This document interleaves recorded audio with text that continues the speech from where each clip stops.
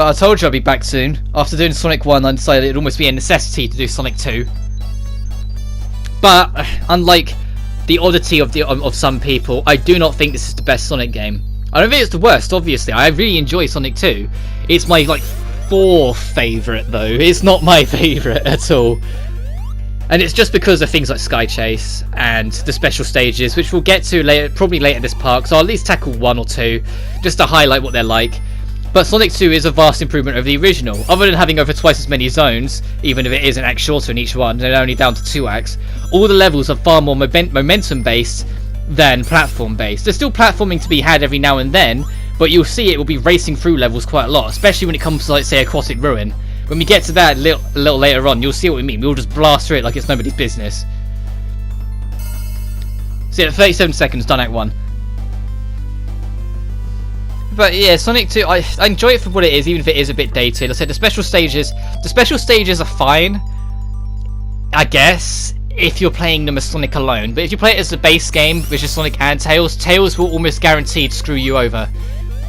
And added with the fact that they tried to put momentum and physics into the half-pipe function of it, it just doesn't function that well. I really struggle with it.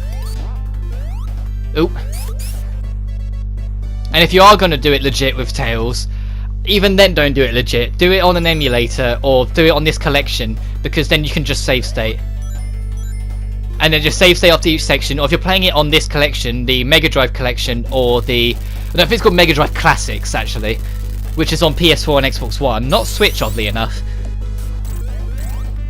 You can straight up rewind by holding L2 or left trigger, or fast forward by holding R2 or right trigger. Also, all the bosses in this game are a complete joke. Even more so than Sonic 1. None of the bosses in this game give me any trouble. Even the final boss is a complete joke. The only boss in this game that gives me even remote amount of trouble is the I can't remember if it's Sky Fortress or Wing Fortress, but I think the Sky Fortress zone boss. I say, and I get muddled because Sonic 4 Episode 2 has a zone of the opposite name. One's Wing Fortress, the other is Sky Fortress, and I always get muddled which is which.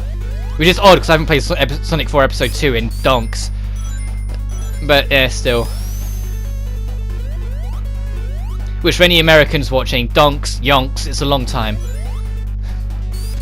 It was only very recently I discovered that when I was watching an Achievement Hunter video, which I know, trust them for intelligence sometimes, but I say I love watching their shit, they're quite funny. And they challenged Jeremy and Trevor on the Achievement Hunter to British slang, and neither of them thought yonks was a real word, so after that I was like, oh fuck, do Americans not know that? Well, I say that, like, if you've watched my stuff enough time, I've mentioned it enough that you've probably you've probably caught on to what it meant if you didn't realise already. But we're already 3 acts done. We're 3 minutes in. We're already in Chemical Plant. The other zone that's very infamous that now gets used a bit too much.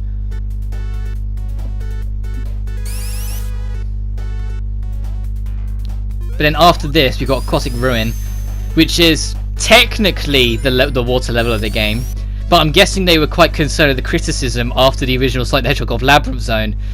Because to be honest, the only way you're going to drown is a section at the end of this level, which I'll happily show can be skipped very easily. There's a section where there's all the moving platforms, and I'll point one out next time you see one, are in a vertical lot, and you have to climb up them all, whilst the water's rising behind you. And a lot of kids, with their impatience and inability to just look and pay attention, would drown at that section. And that's like the only section in Sonic 2 you're likely to drown at. Because Aquatic Ruin, despite the name, yeah, no. Both acts, just for the sake of convenience, I'll show the underwater section in like Act 2 or something.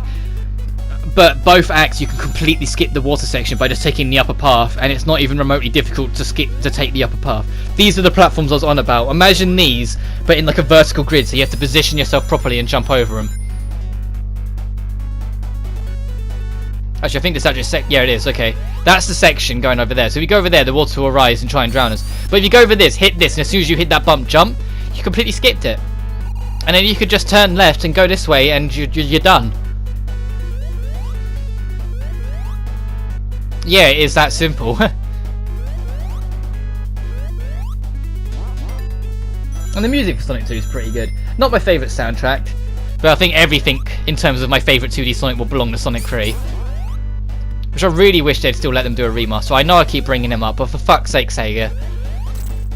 Like, especially like after the Christian Whitehead collection, like that for still, also Sega, what's going on? Why is Sonic 1 and 2 Christian Whitehead mobile only when they're by far the definitive version of Sonic 1 and 2? They had so many quality of life features, and Sonic 2 straight up adds a new zone that's fun and original. Why not let them do the same for Sonic 3? And why not put them on console? Why did CD have to be the only one to make it the console? As I said, I don't even like CD. When the original Sonic 1 came out, the team was kind of split, with one team wanting to focus more on the momentum and physics, and that I want to say was the American team, but I can't remember off the top of my head right this second. And the other being the Japanese side. One took CD, one took Sonic 2. The original creator took CD because he wanted to put more focus on platforming, which was a mistake because CD is not fun. It's such a gimmicky, platform focused with none of the momentum or fun game. It's just despite the fact that's the one with the infamous race in Stardust Speedway. You'd think the race would be very momentum physics, but that race is utter bollocks. It's spikes everywhere. It's just a platforming challenge that you got to do a bit quicker. It's not a fun, inventive race at all.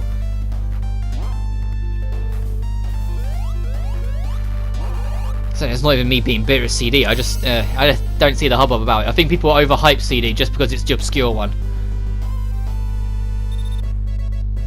which is odd because there's a lot of other Sonic games that deserve focus, especially in recent years. I mean, hell, Team Sonic Racing, when that comes out on the 21st. That looks really fun. It's a shame that it's coming out a month before Crash Team Racing, because everyone's going to fucking ignore it for the remake of an old racing game instead of something that's original and new. But I get it, because Crash Team Racing, people have been wanting a remake for that for a while. And people are excited of it, obviously. But I just feel like they're going to completely shadow out Team Sonic Racing, which is a shame because it genuinely looks like a really fun, solid racer that's original. Oh, spun that the wrong way. Also, you might have noticed a minute ago, we just raced through most of this underwater section in 10 seconds straight. Like from when the time said 7 to 17, we skipped most of this level. And all I did was hold down. So that is also a thing as well. When you're rolling down a slope in this game, if you let go of the controller, you will roll faster. Because when you're holding forward, there's a speed cap. There's a lock at how fast you can go. When you let go of it, you don't trigger that cap, so you just keep on getting ooh, yeah, I nearly got crashed in. You just keep on going faster and faster, and it is good for speedrunning if you don't want to. If you want to go glitchless, like if you're trying to speedrun, you don't, and you're just going to use glitches. You probably would have finished the game by now, to be honest. Ow. But if you just want to speedrun it without using glitches, it's a great way to go. You just have to be wary that if you go too fast, you'll go faster than the game can load, and you'll eventually like phase through an object, and that will either get you killed or just get you stuck. Like Chemical Plant's kind of infamous. If you let go of the controller when you're rolling down and you hit the fast rampy bits on either act, you'll more than likely end up inside like the roof of a loop-de-loop or something as you pass it, because it just won't load in time. Well, that's it. We're 3 zones done and we're only 9 minutes in. Next is Casino Night, the first proper casino zone, and one that gets heavily overused after this. So you've got a casino zone in this game. You've got Carnival Night in the next game. You have Casinopolis in Adventure. I think Adventure 2 escapes the trauma. Heroes had I forget the casino. I want to say Casino Party, but I'm very adamant I'm wrong. But it also had Bingo Highway, and that one I know the level of Bingo Highway because I used to play Bingo Highway quite a lot. It's a lot more fun of a level than the first half. Show the Hedgehog had several, but good luck getting me to try and name any of them. 06, I haven't played 06 in over a decade now, so I don't remember that at all. Unleashed escaped it. Colors technically had Starlight Carnival, but if someone wanted to argue that wasn't a casino themed stage, I would be completely accepting and saying it wasn't. Generations did, but it was DLC, which was originally only a pre-order bonus, and only when it was made backwards compatible on Xbox One did it become available to everyone. And that's just because of the way they handle backwards compatibility. They always make all the DLC available for it when they backwards compatible the game, regardless of restrictions or prerequisites that might have been put on it. And so then that happened to also count for Generations. So yeah, you know, you get to play the casino level. Lost World I know had one, even though I haven't played it, but I've seen enough of it to know it has one. Forces said that fucking waste of time, those casino forests, but then they're saying that that's the whole game. And that's it for me for the main series. And yes, I said main series. Boom is not main series. Neither is Free Riders. Neither is Chronicles. Neither is Shadow the Hedgehog. Hate to break it to you, and hate to break it to them Sonic haters that like to take every opportunity to say that everything about Sonic is god awful. But no, there's only 2 missteps in the main series, and even then, one of those missteps is not necessarily a popular opinion that I don't like it. It's very split down the middle, Sonic Forces. Some people like Sonic Forces and say it's a perfectly fine kid game. Some people with fucking brain cells turn around and say no, it's an extremely boring mess of a game. It's statistically and mechanically perfectly fine, but you're running in a straight line for 2.5 hours and being told it was worth the money you paid. It's not. It's boring as fuck. It's one of the most boring games I've ever played, and for that I actually give it a worse punishment than 06. 06 might be a worse game because it's a glitchy clusterfuck of shit, but I at least have a laugh breaking 06. Forces is just boring. There's only 2 good tracks in the soundtrack, which is blasphemy for Sonic the Hedgehog. And even then, it's the track that plays for the first half of Final Judgment, and the track that plays for the 3rd phase of the final boss. I don't like the game's main theme, because unlike all the Crush 40 songs, there's no spirit or originality to it. It's just a very generic, let's go save the world, yay, song. Whilst the reason why people love the Crush 40 songs, from 99 till 2009, like all the ones they did, was because they all had deeper meanings than that. They were still family friendly, obviously, but they weren't, yay, let's go save the world. It was live and learn. It was take the world for what it gives you, take the punishment for what it is, and take life for what it is, and take your way forward anyway. Learn from what life throws at you, regardless of how gruesome or brutal it might be, and reach the other side of it and exist for who you are. You had songs like Open Your Heart, where it was all about, well, as the song suggests, like being true to yourself, not just, oh, I'm gonna die. Oh, no, I didn't, okay. It was about being true to yourself. It wasn't about, oh, let's just go stop some bad guy. It was about, no, you gotta be honest with yourself of what you can and can't do. You gotta find the path that's best suited for you by chasing what you want to do, regardless of what the world around you tries to tell you. And then they ended it. They ended the little saga in 2009 with Live Life. A beautiful soft rock song.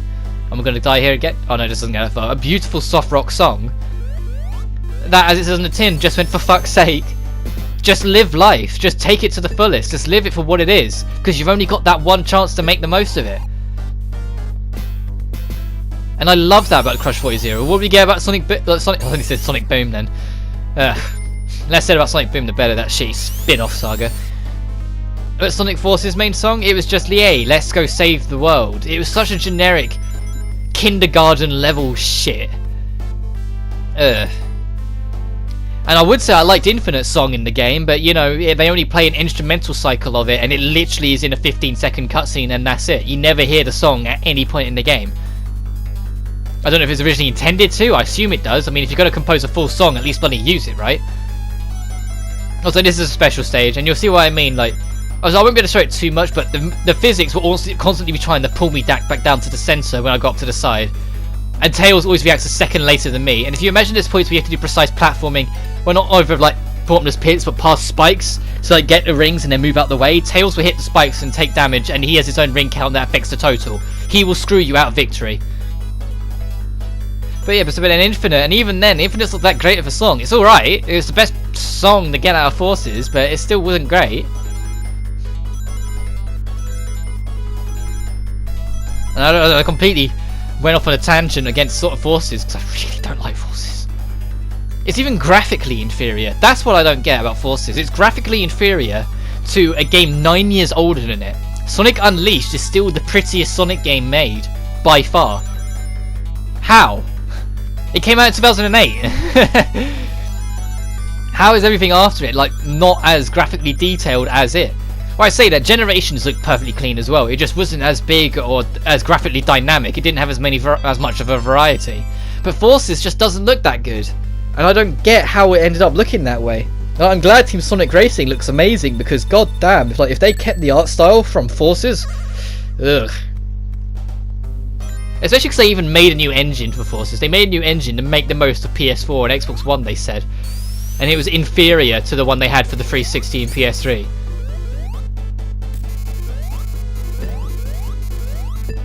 Boom. Yeah, and you can probably see what I mean. I said the bosses in this game, with the exception of the one in the Flying Fortress later on, is I'm just going to call it that to be safe until we know what zone, if it's called Wing Fortress or Sky Fortress. That's the Wing Fortress one is the only one that's even remotely difficult. All the rest are just a waste of time. And also, we have already seen the last of water in this game. They just completely got rid of it.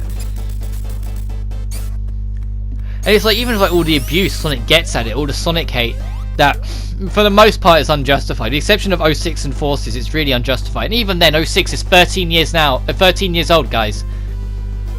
You can't keep pulling at that every time you want to criticize something, IGN, or any other game critic for that matter. Seriously, Sonic Mania, I remember it distinctly. Sonic Mania came out, best fucking game to everyone's eyes ever. What did literally all the critics say?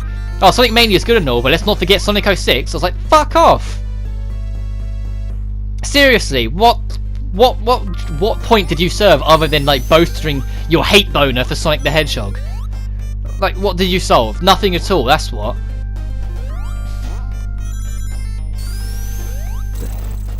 And they still do it to this day, and it's 13 years old. Get over yourselves. Yeah, we get it, it's a terrible game.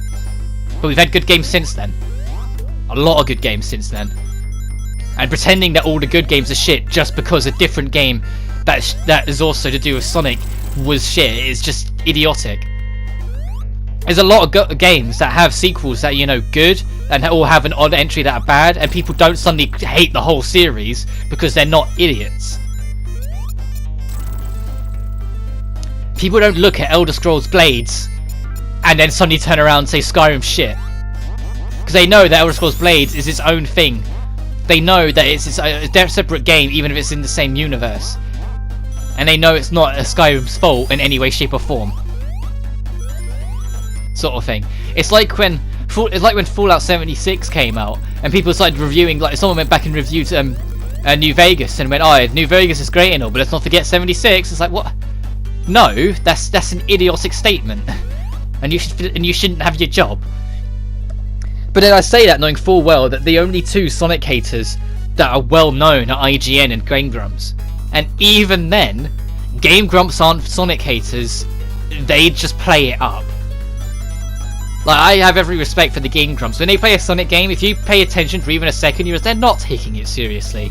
They're not trying to make out it's the worst thing ever. They're having a laugh. They're having fun with it, especially Aaron, because he genuinely enjoys the Sonic series. Sega wouldn't have bloody invited him to Japan to make a song for Team Sonic Racing if Aaron wasn't a Sonic fan. He is a Sonic fan. He loves the Sonic series. He just wants to see it be the best it can be, so has fun with it. He has a laugh about it. That doesn't make him a Sonic hater because he criticizes it. That criticism is the healthiest thing in the bloody industry. I'm not a Sonic hater because I hate 06 and Forces. Because I've got genuine criticisms for their lackluster level design, lackluster ability to perform, and technical issues that their 06 is plagued with. IGN are the ones that are the straight up Sonic haters with they literally, and I kid you not, if you're not a Sonic fan, you might not be aware of this, but IGN, they do this for a lot of franchises. If they don't like a franchise, instead of, you know, being a professional company they're supposed to fucking be, they fall on their bias extremely quickly and ruin their name like that, like clockwork, like a snap of a finger. And Sonic, Kingdom Hearts, things like that are no exception. Sonic, I kid you not, did a video solely to slag it off. They didn't review anything. It was 4 fat dickheads sat on chairs mugging off Sonic, saying it was never good and it should never have existed and was a complete waste of time. And they did it for 10 minutes, and somehow all 4 of them have still got their jobs, despite the fact they broke any kind of professionalism their company is supposed to fucking uphold. It's stupid. It's insane. Like, it's so infuriatingly idiotic, and it still exists, and people take them on their word of mouth. instead of actually realising that they didn't once give any evidence, didn't once try. They literally just sat there slagging him off for 10 minutes and called it a day and expected the world to think that it's professional. They're the ones that hate Sonic, which is hilariously ironic because of how high the scores they've given on some Sonic games for a bunch of people who say Sonic was never good. Strange about that 10 out of 10 you gave Sonic Pocket Adventure then, wasn't it? Strange about those high scores you gave literally every Sonic game before 06, wasn't it? Fucking dickheads. But anyone who's been on this channel for a long time knows without even remote hesitation, I do not like IGN and even remotely. Even outside of Sonic, they're just a bunch of arrogant, egotistical, biased assholes. Who, more than once, been caught for plagiarism. Only one of them, though, has hit the main news. I mean, that guy was super arrogant about it. I was like, oh, that's very fitting for IGN as a whole. There were no, he was like, this doesn't represent us. So I was like, it bollocks, does it? Those guys either plagiarize it or take bribes. Remember that in 2011? Anyone? You know, the one they tried their so hard to hide right now, or you know, Halo 4. When they took money for that one from Microsoft to give it a higher score than it was, and Halo 4 was a woefully disappointing game and they gave it a 10 out of 10. I think it was a 9 out of 10 actually, but you know, don't want to make it too obvious. No, I don't trust IGN at all, and you shouldn't either. And not just IGN, any big budget game reviewer, I hesitate to put any faith in. Find one that's local or shares your passion. Because if a real reviewer, if they love something, they will be the one that will give you the most honest criticism. There's a reason why I always sit down and watch Some Call Me Johnny. Because his reviews, he genuinely gets an understanding of it. Especially, let's say, if it's Sonic or whatever. There's a reason why a Sonic 06 video is nearly an hour long. It's because he loves the series enough to want to criticize it fairly. He doesn't just hate on it for 10 minutes and call it a day. He doesn't just bitch and scream about it and then pretends that counts as a review. He puts his workload into it, and I recommend you do the same. Even if it's not Some Call Me Johnny, find a reviewer that shares your passion so you get a genuine idea of what game you're getting into. If they then go into and do a review on something you're not sure on, or you haven't heard of before. The main two I always gravitate towards is Some Call Me Johnny and the Gaming Brit. Because both of them I have shared in similar interests with. So when they do branch out and try something new, I have a better idea if it's something I'll actually enjoy or something that's worth trying. It's like, well, they have similar interests, so if they like this, maybe I'll give it a try and see what it's like. You don't always agree with them, obviously, because everyone's different. But my point stands that it's an effect of itself that it works that way.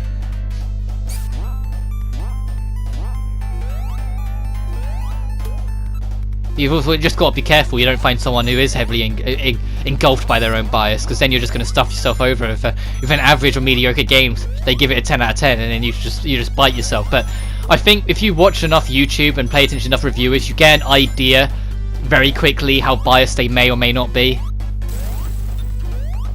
There's always going to be an element of it, it's just how far they take it is what depends on how trustworthy they can be. IGN is nothing but bias, and it's why I don't trust them as far as I can throw them. Especially because it's misplaced bias a lot of the time that they refuse to budge from because of bullshit reasons. I mean, look how they treat Kingdom Hearts, and they they deliberately send people to review them that are not action game fans and then give them really bad scores. Or they review a Pokemon game and they criticize it for having too much water and so give it a lower score. Like, yes. But enough about the international gaming news. Less said about those pricks, the better. I'm always optimistic that one day they'll go bankrupt. Same with Kotaku. But Kotaku, it's not all the journalists' fault. It's the company mentality as a whole. Like when they were trying to say that, oh, an improvised line for that's been in Smash Bros. For the Life Will Change song. Oh, the singer says retarded. Oh, we got to make a news article of this. And did they contact either Atlas or Nintendo? No. They'd yet to respond when they made the news article, and they pushed the story out anyway and wondered why literally everyone called them idiots. No, I think everyone actually called them retarded for using it. For assuming that the game used it without even remotely fact checking. Kotakus are just they're a bunch of plebs. which is a shame because I say it's not actually the individual journalist's fault. A lot of the individual journalists, when you look at their passion and what they're trying to do, they have their way, they have what they need to say. It's just Jason Schneider, I don't, except to him, Jason Schneider I'm not agree with because he's very arrogant. He tries to play it off, it's just him, and he has his news story. And I do respect what he has dug up about the industry over the years. But at the same time, his stance of people should not criticize a game is just idiotic.